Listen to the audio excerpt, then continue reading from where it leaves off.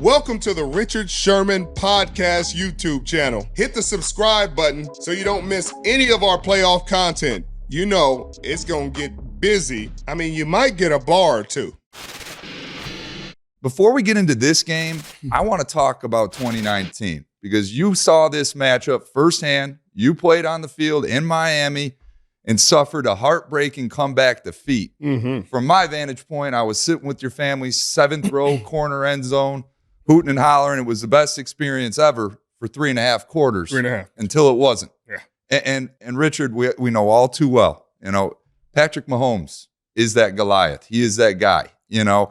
And what was it like being in that situation against him? And when did you know the tide kind of turned in that game? Well, it was just mistakes. It's mistake football, Mitchell. In the NFL and the Super Bowl, you can't make mistakes. We had the Super Bowl we lost against Tom and the Patriots, where we had a lead, and then they just started attacking Thurl Simon, who had to play because Jeremy Lane got hurt. And he just wasn't prepared for the moment, and so they attacked. They scored 3 touchdowns on him in the second half, and the rest is history. But you got to go into these situations and understand that it takes 60 minutes of ball and it takes 53 guys. You have to be prepared at every moment because you never know when your number is called. So if you're sitting there all week like, man, I'm happy to be on this team. I'm along for the ride. I don't got to play. And a lot of guys go through that because they haven't played all year. You might have a guy that hasn't played all year, hasn't had a meaningful snap, be the most meaningful impact player in this game.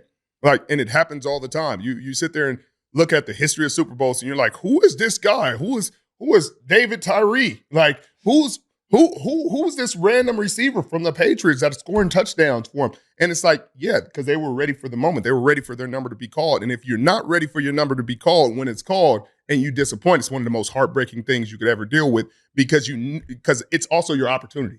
Like, you play well in this Super Bowl, you will get other opportunities. But if you, in that moment, even if that's your first and only moment, don't show up in a big way, Mitchell, your career is likely over.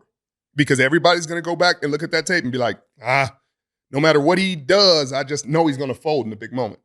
And it may fair or unfair. That's the way the league is. And so when we got to that Super Bowl, I think everybody was ready for the moment, but then we got to crunch time and guys started to coast. And you can't get to crunch time and coast. And we talked about it. We talked about how things need to change, how guys got to stay disciplined. And you can hear guys talking about it now because I told them then. At every quarter, every time we got a turnover, every time we did anything, I was like, hey, stay focused. Like, after celebrating, like, we'll celebrate in a few minutes. Like, let's just lock back in and let's finish the job, because if we don't finish the job, none of us are going to be happy.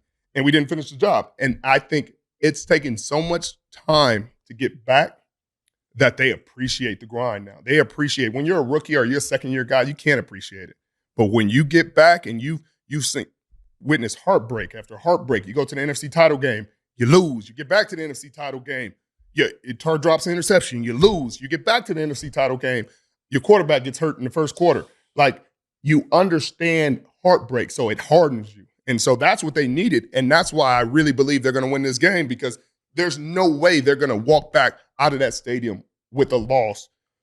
They're probably not going to walk out, Mitchell. I don't believe they're going to walk out if they lose this game.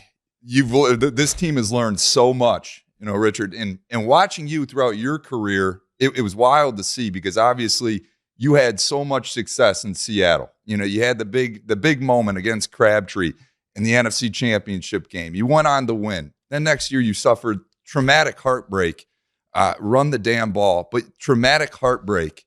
And then you go through your Achilles injury. And it's like seeing the beast inside of you that developed in those moments. Like, you didn't turn it off. You turned to Kobe Bryant. You turned to other guys that were going to uplift you.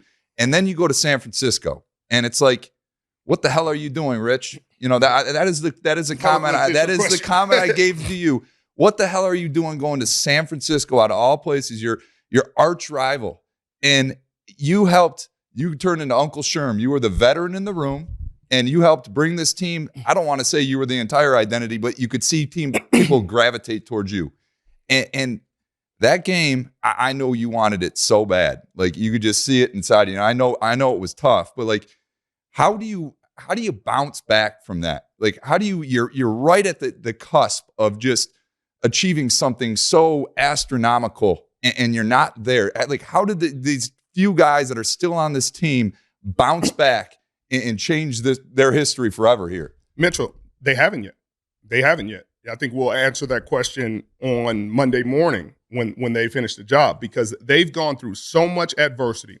They've had so many moments of heartbreak over and over repeatedly.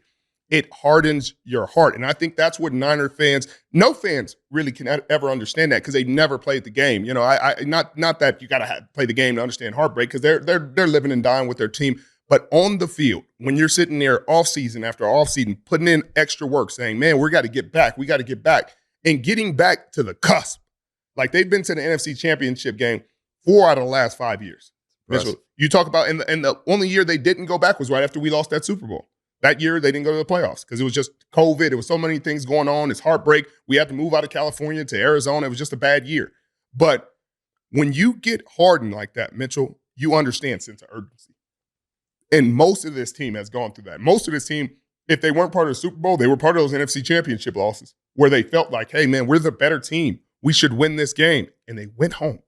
And so when you have that kind of heartbreak, you understand, hey, 60 minutes, everything I got to go out here and win this game. And to the point about the D-line that they're making right now, a lot of those guys hadn't witnessed that heartbreak. They hadn't been a part of it. So you got a guy like Chase Young who's not hustling to the ball, and you're like, man, what's wrong with him?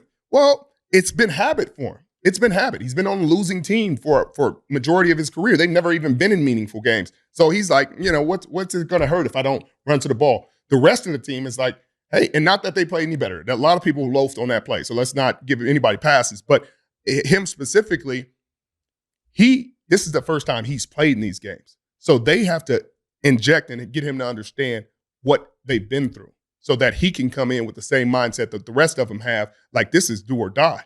This is like there is no tomorrow if we lose. There is no coming back. They close and lock the doors, and nobody gets out until we win this game. And that's the mindset they're going into this game.